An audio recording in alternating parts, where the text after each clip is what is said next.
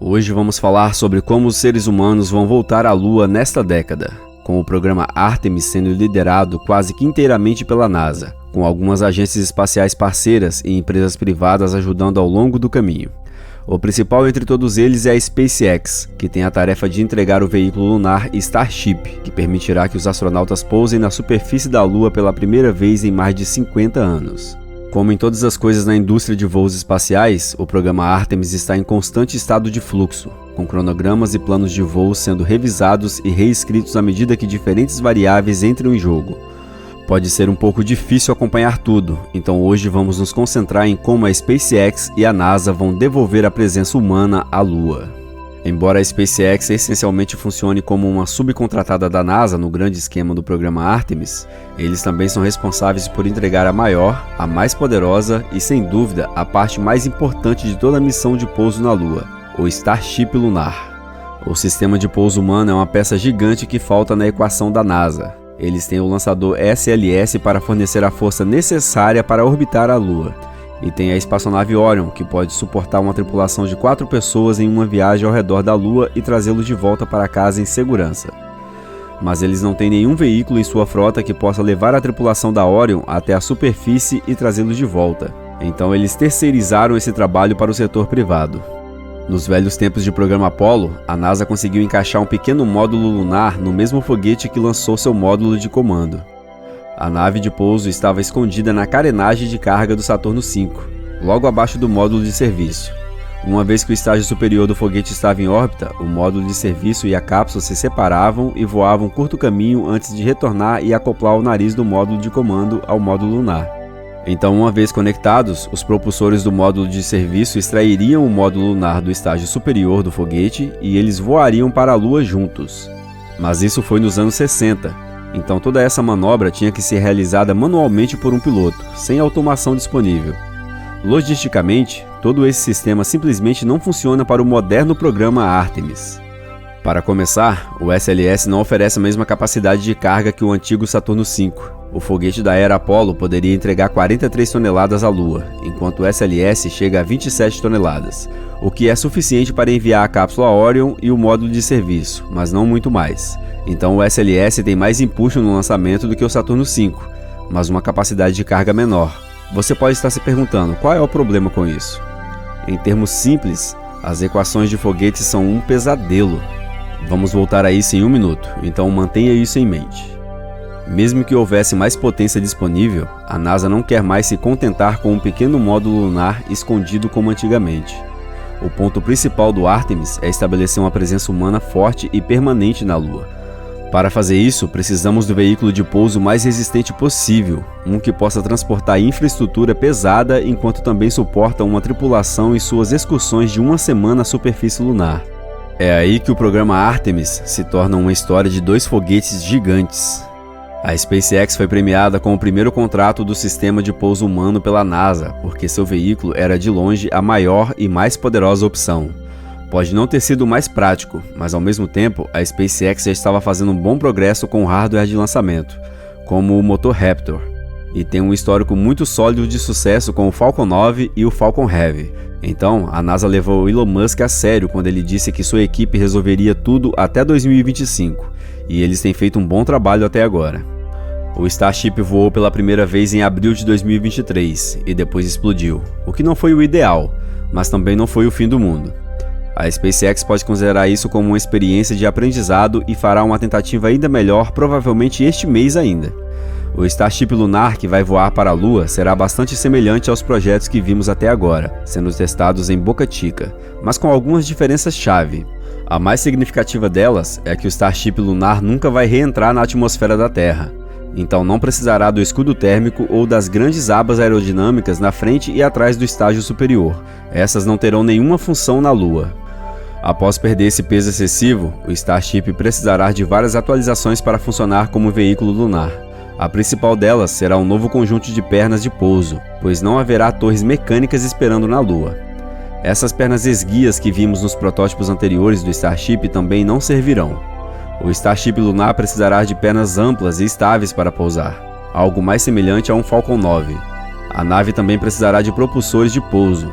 Vimos esses em algumas representações montadas na lateral do veículo. Eles serão necessários para direcionar a nave em sua descida até a superfície lunar. Os Starships projetados para pousar na Terra e em Marte usam abas aerodinâmica para manobrar, mas não temos ar na Lua, então isso não funciona. Além disso, a Lua não tem muita gravidade, então também é muito provável que os motores Raptor sejam simplesmente muito poderosos para pousar na Lua, ou até mesmo para lançar da superfície, a menos que queiramos adicionar mais uma cratera à superfície da Lua. A SpaceX também precisará elaborar um sistema de elevador para o seu Starship lunar, já que os 2/3 inferiores da nave de 50 metros de altura serão ocupados por tanques de combustível. A tripulação vai precisar de alguma ajuda para percorrer os 30 metros que os separam do solo. Isso também será crucial para descer cargas à superfície lunar. Felizmente, a gravidade na Lua é 1/6 da Terra, então o elevador não precisa ser particularmente forte, apenas confiável.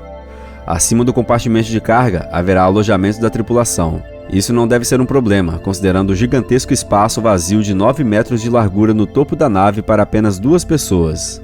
Será espaçoso o suficiente para uma estadia de 1 semana na Lua. Tudo que a SpaceX realmente precisa fazer é mobiliar e pressurizar alguns níveis dentro da carenagem superior. Eles têm um sistema de suporte à vida bem testado da cápsula Crew Dragon, que só precisa ser dimensionado um pouco para essas missões lunares de curta duração.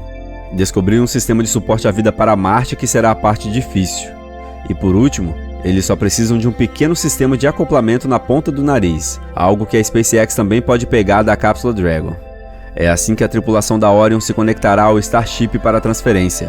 Tudo isso que acabamos de falar será uma tonelada de trabalho para a SpaceX realizar nos próximos 2 anos, mas ainda há um obstáculo significativo a superar. Lembra que estávamos falando anteriormente sobre a equação do foguete? Há mais do que apenas poder bruto para colocar coisas no espaço.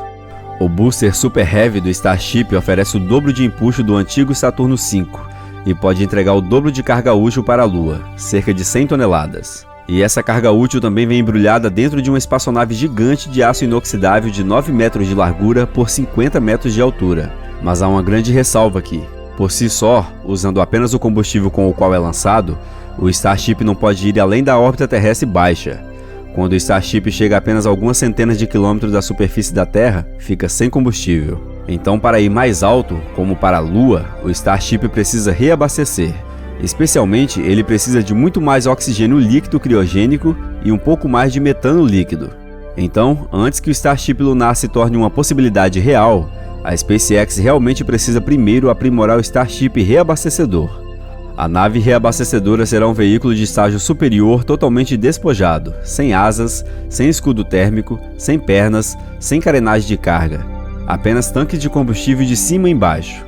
Mas mesmo com os tanques extra grandes, a nave precisará queimar a maioria do seu próprio combustível apenas para chegar à órbita. Isso significa que o veículo de reabastecimento reutilizável terá que subir e se acoplar ao veículo de reabastecimento principal, para adicionar mais oxigênio e metano ao reservatório. Mas novamente, mesmo carregando apenas combustível, a nave ainda tem que queimar a maioria dele apenas para chegar à órbita. Então serão necessárias várias manobras de acoplamento apenas para encher uma nave-tanque com combustível suficiente para então abastecer o Starship lunar e levá-lo à Lua. Isso ficará muito caro, a menos que a SpaceX consiga dominar o estágio superior totalmente reutilizável. Elon Musk disse que pode ser necessário 4 naves-tanque, enquanto outros afirmam que na verdade pode ser necessário até 16 lançamentos para encher um Starship lunar. E antes que o Starship lunar possa ser aprovado para voos espaciais tripulados, a SpaceX precisará realizar um pouso de demonstração não tripulado na Lua, antes do Artemis 3. Isso coloca muita pressão sobre a SpaceX para entregar não apenas um Starship funcional que possa ir à órbita e voltar inteiro, mas eles têm que fazer muitos deles, e eles não têm muito tempo para isso.